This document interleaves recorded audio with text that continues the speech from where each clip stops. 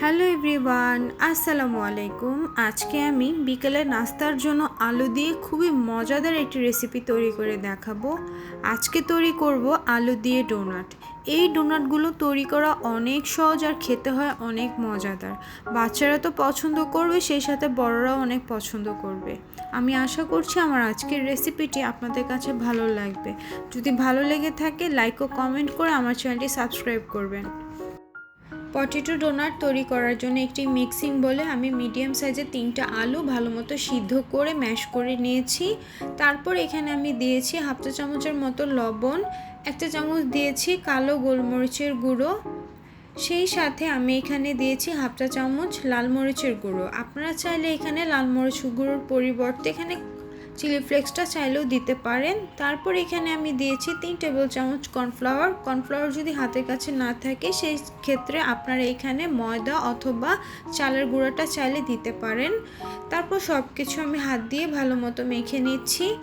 তো দেখতেই পাচ্ছেন সব কিছু ভালো মতো মেখে নেওয়া আমার হয়ে গেছে। এখন হাতের মধ্যে আমি অল্প করে একটু তেল মেখে নিয়েছি যাতে করে আলুর এই ডোটা আমার হাতে লেগে না আসে। তারপর হাতে কিছুটা পরিমাণ মিশ্রণ নিয়ে আমি একটু গোল গোল করে ঘুরিয়ে দিচ্ছি।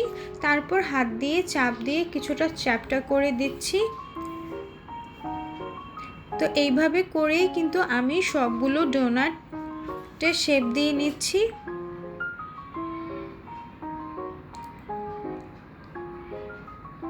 এখন ডোনাটের মাঝখানের যেই শেপটা দেওয়ার জন্য আমি একটা নোজেল এখানে নিয়ে নিয়েছি।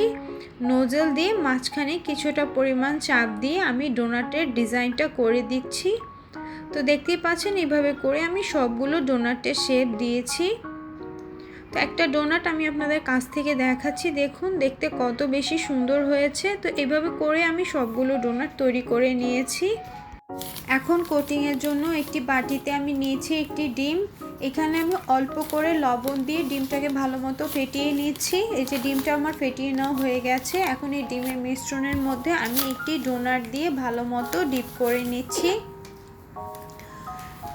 ডিপ করা হয়ে গেলে এক্সট্রা যে ডিমগুলো ছিল সেটা ভালো মতো ঝেড়ে নিয়ে আমি ব্রেড ক্রাম্বসের মধ্যে দিয়েছি। তারপর ব্রেড ক্রাম্বসের মধ্যে ভালো মতো কোট করে নিতে হবে। আপনাদের হাতের কাছে যদি ব্রেড ক্রাম্বস না থাকে সেই ক্ষেত্রে আপনারা এখানে টোস্ট বিস্কিটের গুঁড়োটাও চাইলে দিতে পারেন, অথবা পাউরুটিকে ব্লেন্ডারে ব্লেন্ড করেও কিন্তু কোট করে নিতে পারেন।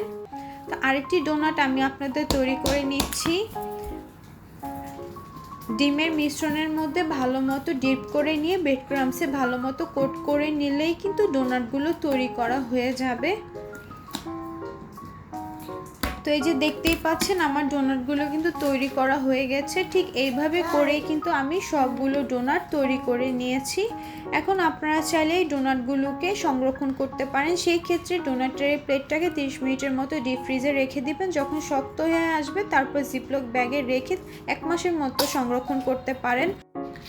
তারপর চুলার মধ্যে একটি প্যান বসিয়ে আমি পরিমাণ মতো তেল দিয়েছি। তেলটা যখনই হালকা গরম হয়ে আসবে তারপর আমি এখানে ডোনাটগুলো দিব। অতিরিক্ত গরম তেলে ডোনাটগুলো ছাড়বেন না, তাহলে উপর থেকে কালার চলে আসবে আর দেখতে তেমন একটা সুন্দর হবে না।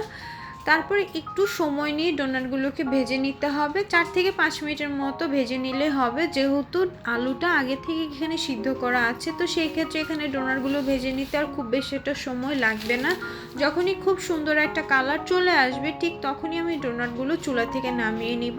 তো দেখতেই পাচ্ছেন কত সুন্দর একটা কালার চলে এসেছে। তো আমার ডোনাটগুলো ভাজা হয়ে গেছে। এখন এই ডোনাটগুলোকে আমি চুলা থেকে নামিয়ে নিয়ে তো ব্যাস তৈরি হয়ে গেল বিকেলের নাস্তার জন্য খুবই মজাদার একটি রেসিপি, পটেটো ডোনাট।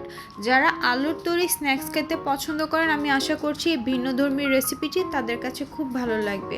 যদি আজকের রেসিপিটি ভালো লেগে থাকে লাইক ও কমেন্ট করে আমার চ্যানেলটি সাবস্ক্রাইব করবেন। সবাই ভালো থাকবেন। আল্লাহ হাফেজ।